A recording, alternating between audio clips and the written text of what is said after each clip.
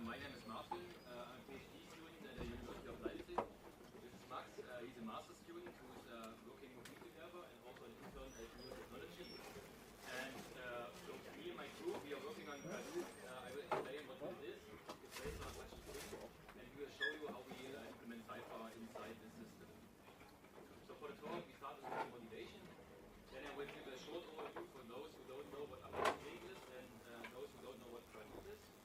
Then we talk about how Cypher is realized or implemented in the system, and then of course short conclusion. So let's start with some motivation. So at first, when you talk about graphs, the typical example are social networks, and this is also the example that we choose. In that case, it's the social network of orgs. So each vertex here represents an org, and the relations between them is a hate-shape, so they hate each other. And smart analysts would ask something like, who are the closest enemies of each org? So that's a typical question in an analytical scenario. And if you want to express such a question in the system, you could do it, for example, with Neo-Project, with Cypher, and then you had a query like this. So you have a match path, there is an org, which hates another org, and there are one or two hops between them, so one or two matches. Okay, let's have a look at this, how this would be looking like in Flink Jelly, which is the graph processing framework on top of ApacheFlink. So this is the same. Typically nothing, but it's expected to be nothing, because a lot of code they express the same thing. Even when you zoom in, so what's happening here is messaging between vertices. Here we have something like a hate label, like a filter that we had before, and here this is a do means that we iterate twice. So it's a lot of code to actually express the same thing that we just expressed with four cycles. And another problem that we have here is typically these graphs are not homogeneous like this one. So we have different kinds of vertices, different kinds of edges. So for example, we have clans, and we have the hobbits, for example, and we have not only the hate relationships, we have the clan leader, and the node relationship between the hobbits, for example. And now the analyst would ask something like, which two clan leaders hate each other, and one of them knows photo over 1 to 10 hops. So that's also a typical question. Let's look at this, how we would say this in Cypher. So this would be the query. So this would be the query. So we have a clan, we have a leader of this clan. This leader hates another org, which is also a clan leader, and the other clan leader knows Frodo in 1 to 10 hops. So we have some predicates here. Okay, how would you express this on a graph processing framework? You can try it, but no. So that's kind of our motivation. So we want to make graph queries, or graph querying especially, usable on those kind of frameworks. So distributed data flow frameworks like ApacheFlink, or for example ApacheSpark. So, but to be honest, of course, each of those systems has a specific use case, or their strong points. So we have here 2 dimensions. It's more complex than this, but for this talk it's enough. So we have the ease of use, which is like things of how easy is it to express a problem in the system. And we have data volume, so it's about scalability, using more machines to compute. So, and on the one hand of the spectrum, we have graph databases, like for example Neo-Project. So you have these declarative languages, easy to express a problem. You have visualization, a lot of tooling, community, and so on. And on the other end of this spectrum, you have graph processing systems. So a well-known one is Apache Giraffe, which is really dedicated to compute graph algorithms on a distributed cluster, so a shared nothing cluster, but only for this, nothing else. Then we have a bit more abstraction here. Those are the graph data flow systems. So like, for example, it's also a graph processing system, but on top of a data flow system like ApacheSpark or ApacheFlink. GraphX, for example, on Spark, Jelly on Flink. And now you see there's a free area in the right upper corner. And this is where we position our research project, which is called Gradoop, and where we want to combine the expressiveness of graph databases, not as much as graph databases, but a little bit less, but also the scalability. So that's kind of the goal of the project. And I will give you a short overview about the project before we dive into the Cypher implementation. So we built on the shared nothing cluster, like I already said. So we use Hadoop and HDFS. It's our data source, data sink. So that's where we store our graphs. We use ApacheFlink as a distributed operator execution layer. So this is where we implement actually our graph operators. And Gradoop itself is just a layer on top of ApacheFlink, which uses the batch API of ApacheFlink or the stream API. I will talk about this maybe later. And Gradoop, what it provides to you is an abstraction of property graphs on top of this data flow system. So this is a data model that we implement. I will talk about this on the next slides. And we provide a set of graph data flow operators. So one of them is, for example, pattern matching, which we will talk about in detail today. So, but for those who don't know what Flink is, on the website they quote, it's an open source streaming data flow engine, and it provides to you data distribution, communication, and fault tolerance. So all the hard parts of parallel and distributed programming are handled by this system. It does this really nice, especially for the streaming use case, but it also has a batch component, which we are currently building on. So what are the basic abstractions that you have in ApacheFlink? So one is a data set. A data set is just a distributed collection of data objects like POJOs, so normal Java objects or tuples, things like that. And then you have transformations. And transformations are just operations on data sets to produce another data set, like, for example, map or reduce. So, for example, we have a data set here. A transformation produces a new data set. And a data flow program is just a composition of those transformations.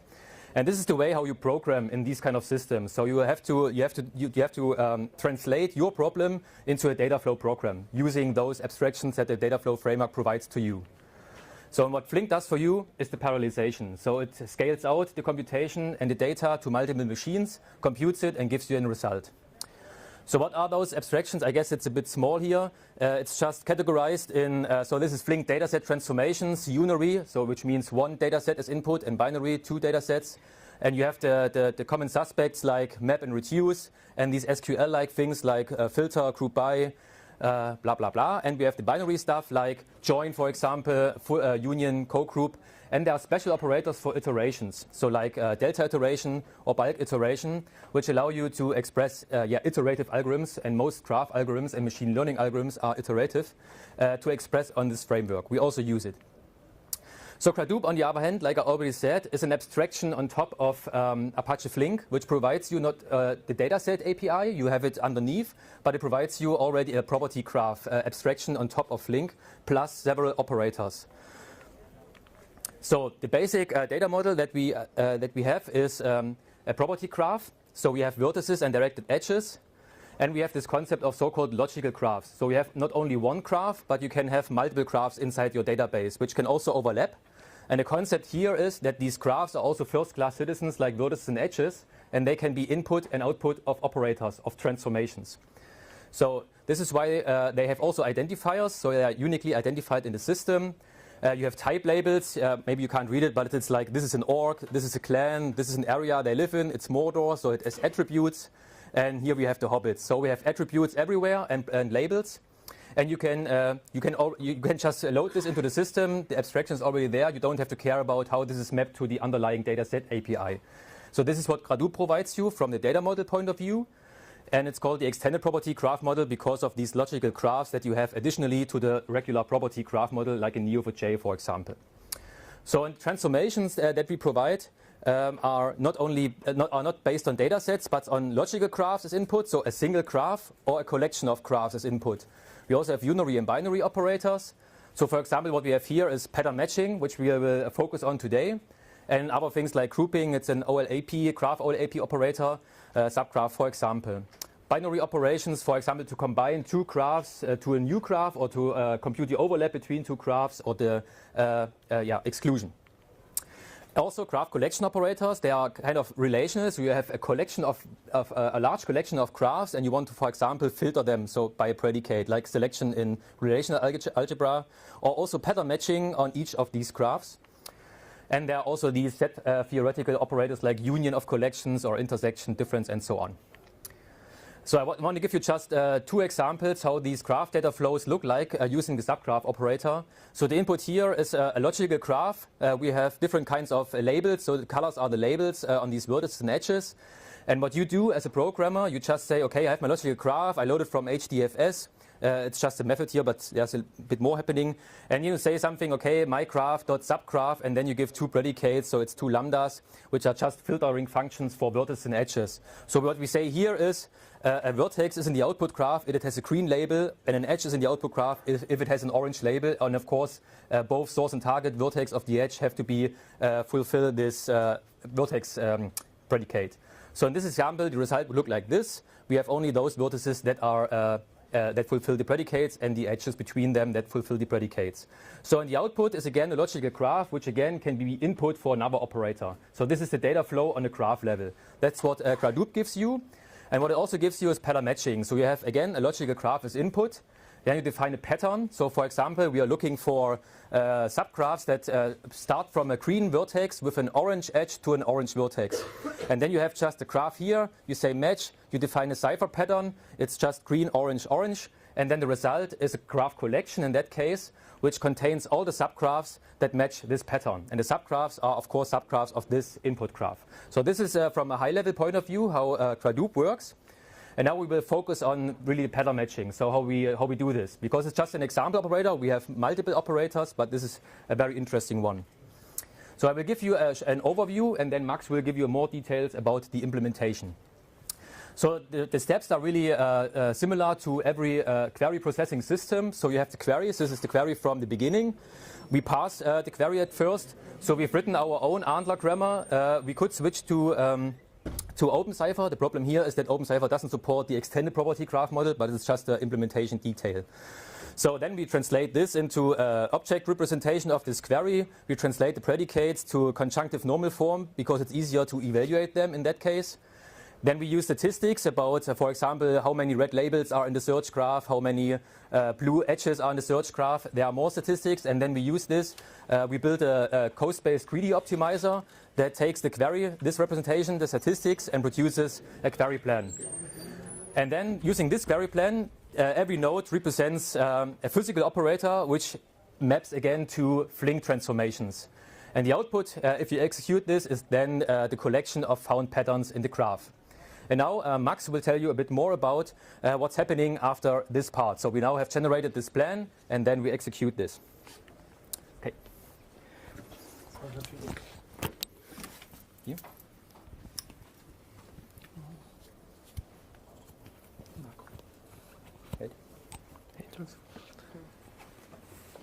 Yes. So as Martin said, after we have parsed and planned the query, we end up with something like this. This is the query plan for this particular query. And just to give you a short overview of what this actually means. So this is actually a tree. Maybe it doesn't look like this in this kind of visualization. But to execute it, we basically start with the leaf node. So for example, we want to find all relationships that match this subpattern. So we want to find all relationships that have the type hates. And so what we basically do is we filter and project the collection of all relationships we have in our graph. And after we've done this for all atomic patterns, we start kind of building up larger patterns, and we do this by joining. So, for example, to get this subpattern, we join all nodes with the label or with label org together with all relationships with type hates. And so we continuously build up larger patterns by joining together smaller patterns. In the end, this is, for example, this is the last operator in this plan. We do a filter step where we filter out all non-valid results according to a given predicate, which is in this case making sure that org1 and org2 aren't the same and clan1 and clan2 aren't the same. So we throw away all embeddings that don't, or all results that don't hold for this pattern. A slightly special operator is the expand embedding operator. This is a traversal operator. So in this operator, you don't only expand one hop, but you can expand multiple hops using one operator. This is the star thing you see or might not see over here. So in this case, we specify we want to step at least or do at least one hop, but at most 10. Yes. And just to walk you through or how this works internally and how this maps to Flink.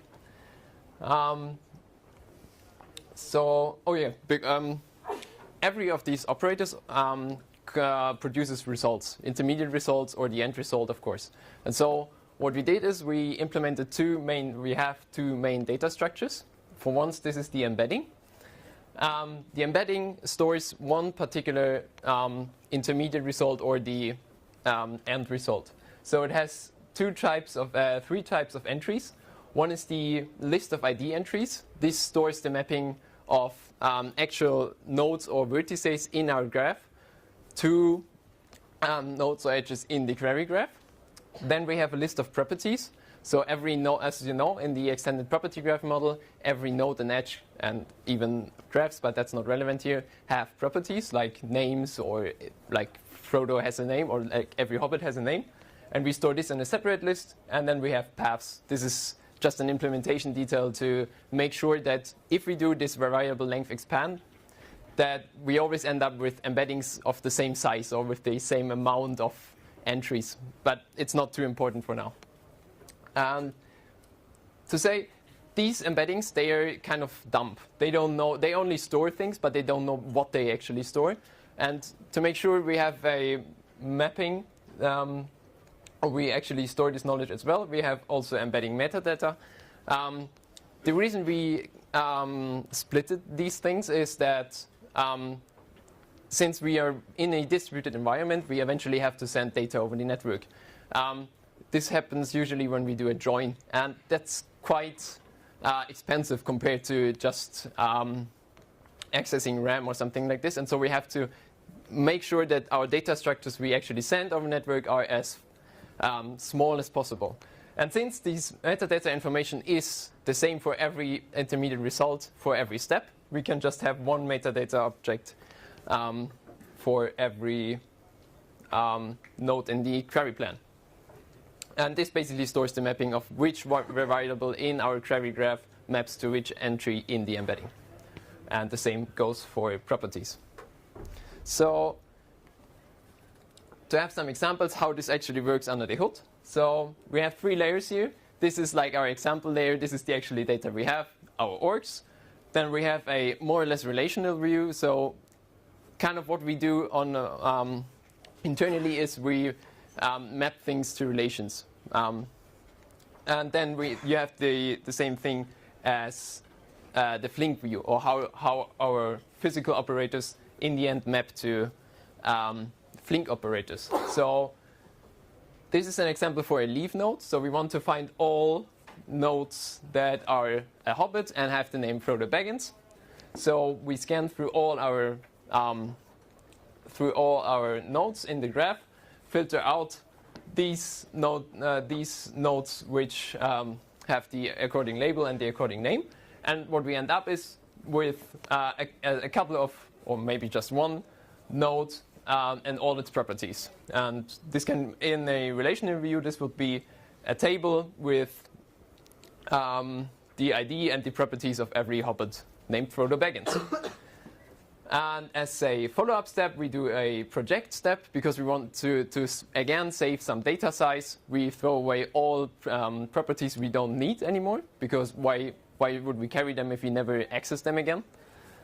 In this case, we are not really interested in any property of Frodo, so we throw out everything. In Flink, this maps to a flat map function. Flat map allows us to combine these 2 steps into one. This is some internal thing of Flink, why that's better. Instead, we could also do a map or a filter and a follow-up map step, but this would cost us more, would need more time. So flat map is basically you have input, you have one vertex, or in this case a vertex, and you can output 1 or 0 or even more, but no, that's not the case for us. You can output a variable amount of results, basically. So this is leaf node operator, flat project and filter embeddings or vertices. This is always the start operator in a query plan. Then you have the maybe most important operator is the join. So this is to join the sub patterns to larger patterns. So for example, you have this pattern, you have the org, which is as related to a clan, and you have an org which hates another org, and you basically want to join this together to become a larger pattern. In relational view, this is the same as for relational databases. So you have two tables, basically. In our case, it's two intermediate results, and you join them together. We can't only just join them because we have some constraints. This is due to how graph databases work. You have to basically check that you don't assign the same node or the same relationship to different nodes in your query graph. So you don't want to be this org and this org to be the same. Or you don't want this relationship and this relationship. In this case, they would never be the same, but in other cases, they could be the same. You don't want to traverse the same relationship twice. At least depending on your settings, but it's out of scope for this talk maybe. And so we take those two subgraphs and join them together and get one larger graph. You can see that in the example, we don't store this node twice, because why would we? It would be a waste of space. And again, this maps to, this time, a flat join. It's not a flat map, because as I just said, some intermediate results wouldn't be valid under the assumption of isomorphism, or this relationship or node uniqueness. So maybe the most interesting operator is the variable length expand. This is basically, in our example, this would be, we have an org and we want to find Frodo Baggins and in 1 to 10 steps. And for this, what we do is we use a iterative expand. Under the hood, this is basically just a iterative join with some, you can do some optimizations which hopefully help you making it faster.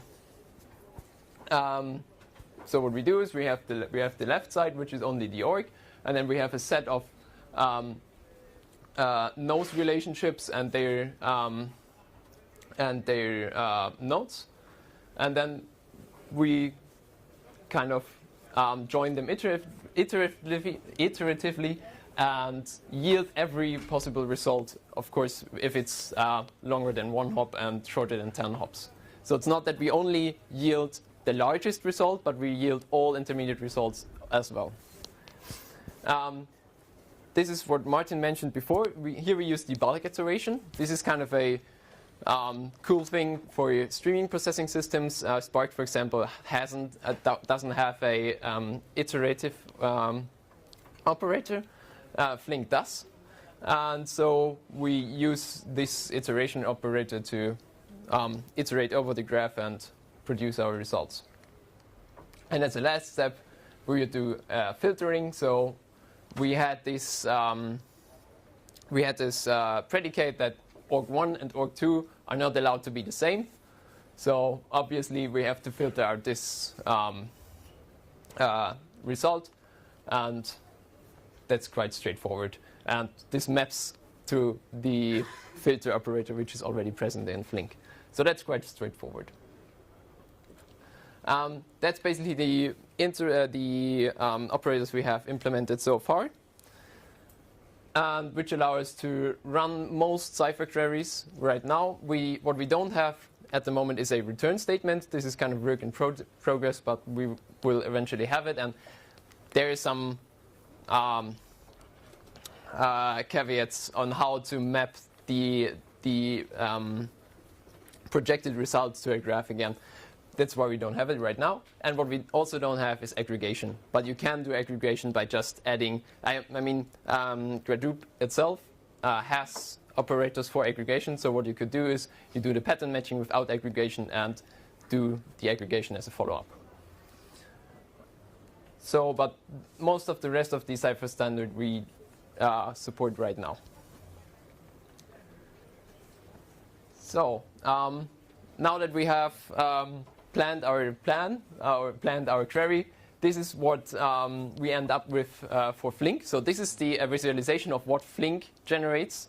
So we have our query plan, and then we translate it to a Flink query plan. And this is for this particular query. This would be the Flink query plan.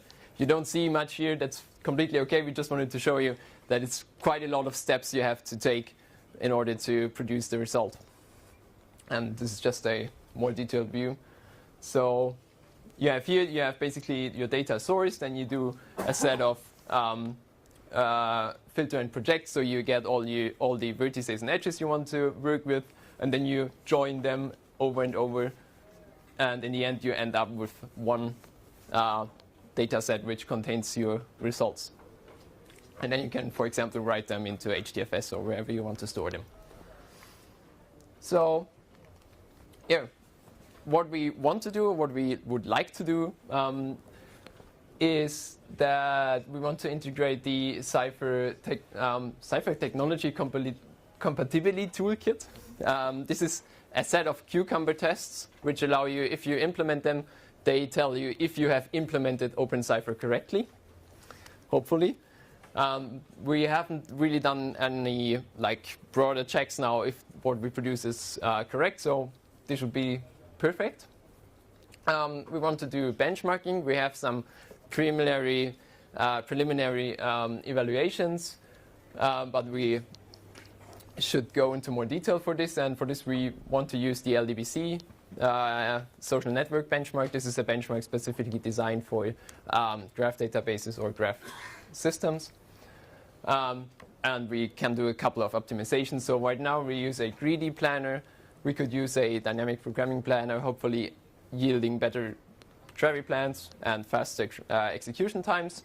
We want to improve our cost model. So in order to be able to produce a plan, you have to estimate how costly each step in the plan would be. Right now we have a very basic, very simple model based on probabilities, but this doesn't scale at least. Not really if you have this amount of joints. And yeah, you can do reuse of intermediate steps. So as you see, for every org, we have 2 orgs in our pattern right now. For every org, we would filter the list of all nodes in our graph. But actually, that's the same. I mean, since we only filter for the label org, we yield the same result on both sides. So we could reuse it, basically, which we don't do yet. And another problem in the distributed environment is partitioning. So if you have vertices which are with a high out degree or in degree, so in a social network, for example, people with many, many friends, they increase the computing time on the particular node which is in charge for handling this node.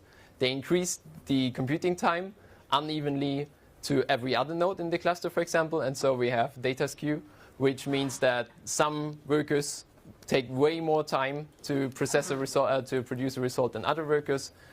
And it's a hard thing to partition the nodes over the cluster evenly so that you end up with a even computing time. And yeah, of course we want to support the rest of the Cypher features and maybe even introduce more Cypher features like regular path queries or support for this